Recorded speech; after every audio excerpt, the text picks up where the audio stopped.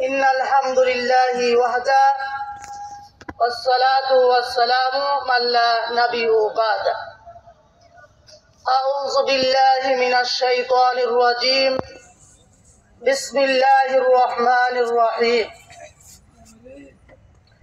إن جهنم كانت مرصادا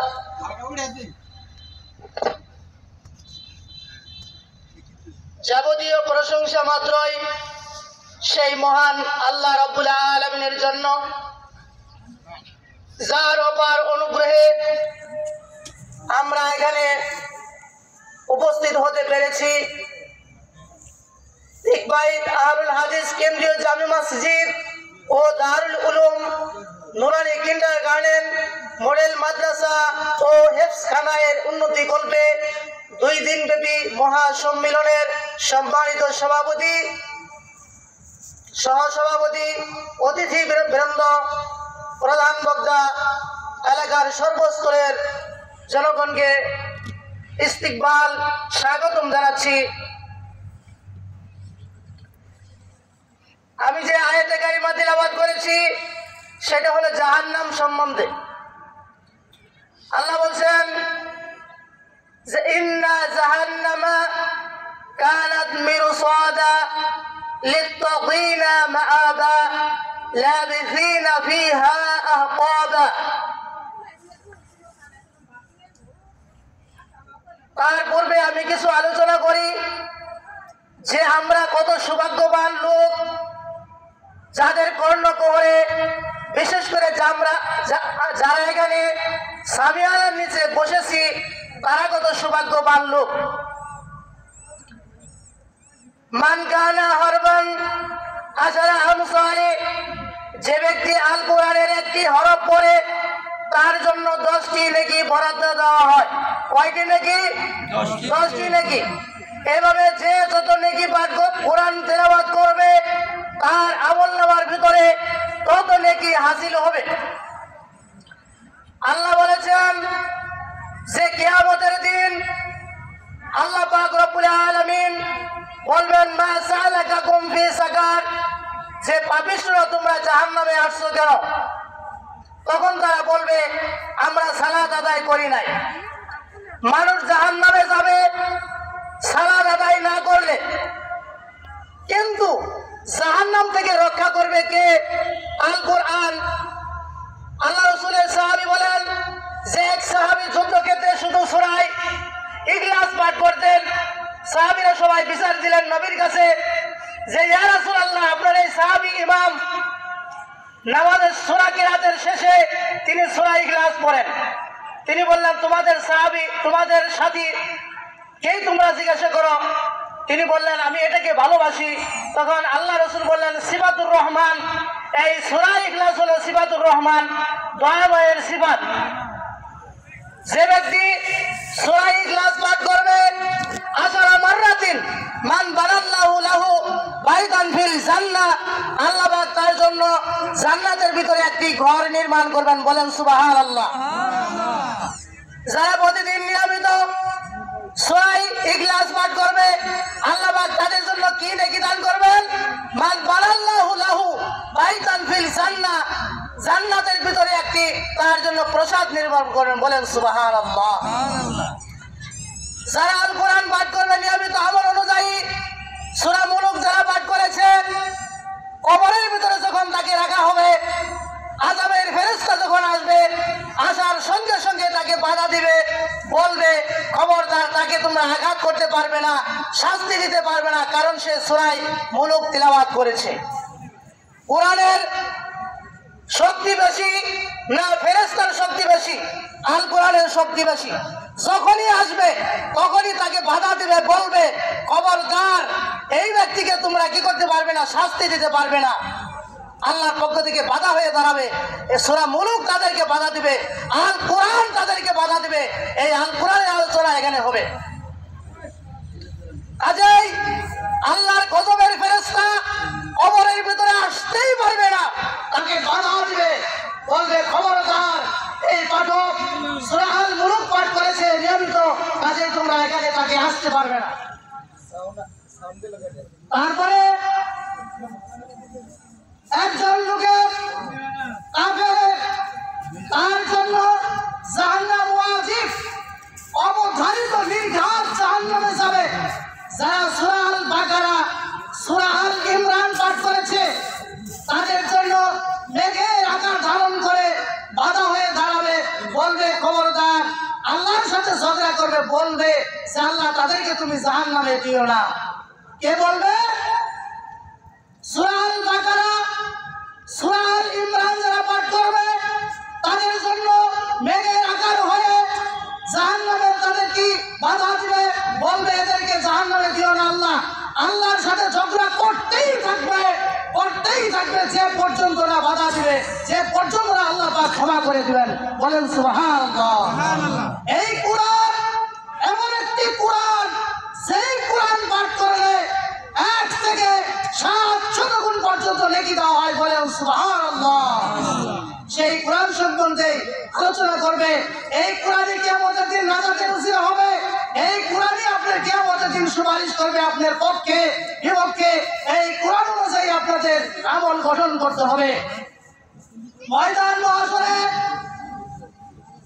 যখন বিচার কার্য শুরু হয়ে যাবে, সহিহ মুসলিমের হাদিসে আছে আল্লাহ পাক রব্বুল আলামিন যখন হাসর নিসর করবেন, আল্লাহর গজবের ভয়ে থরথর করে সারা হাসর কাঁপতে থাকবে।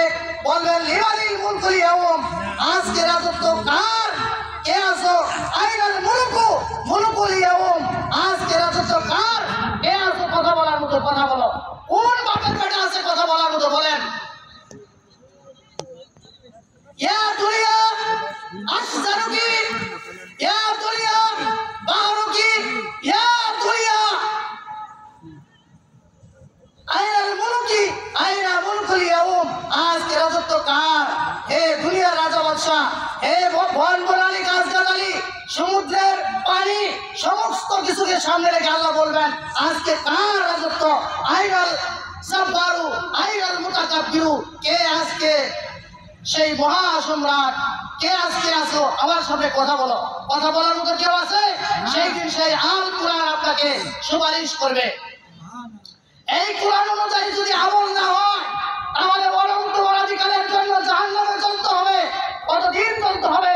আল্লাহ রাসূলের সাহাবী বলেন যে হুজুর পরকাল কিয়ামত কতদিন হবে? যেমন এই সামিয়ানা আছে, সামিয়ানার ভিতরে আপনারা সরিষা আবাদ করে পরিপূর্ণ করে দেন, যতটুক উপরে পাল্লা হবে কিবা হবে চতুর সাইড ঠিক সমান হবে না। এরকম যদি প্রথম আসমান, দ্বিতীয় আসমান, ক্রমান্বয়ে যদি সপ্ত আসমান, সপ্ত জমিন যদি পরিপূর্ণ করে দেওয়া হয়, এর ভিতরে যদি 2টি পাখি তৈরি করা হয়, একটি করে পাখি যদি মারা যায় আর একটি পাখি যদি থাকে, 2 পায়ে 2টা শস্য করা এবং মুখে একটা শস্য করা নিয়ে সে এখান থেকে 70,000 বছর সে আকাশের দিকে উঠবে, আবার সে 70,000 বছর বিশ্রাম গ্রহণ করবে, আবার সে নেমে আসবে 70,000 বছর, আবার সে 70,000 বছর সে উঠতে লাগবে। এইবার করতে করতে সারাটা শস্য করা, 7 জমিন 7 আসমানের শস্য করা সমস্ত কিছু শেষ হয়ে যাবে, কিন্তু পরকাল শেষ হবে না। বলে সুবহানাল্লাহ। সেই পরকাল শেষ হবে না। সেই পরকালে এমন শাস্তি হবে, এমন আযাব হবে, কেউ আযাব থেকে রক্ষা করতে পারবে না। একমাত্র আল কোরআন অনুযায়ী যারা জীবন গঠন করবে, আল কোরআন যারা মান্য করবে, তাদের জন্য এই সওয়াব আল্লাহ পাক দান করবে। জীবনে বহু আলোচনা শুনেছেন, বহু কিস্সা কাহিনী শুনেছেন, অনেক কিছু শুনেছেন, কিন্তু আমল করেন নাই। কোরআন আপনার বিপক্ষে সাক্ষী দিবে, আপনাকে জাহান্নামে নিয়ে যাবে। এই জন্য আমল করতে হবে ভাইরা।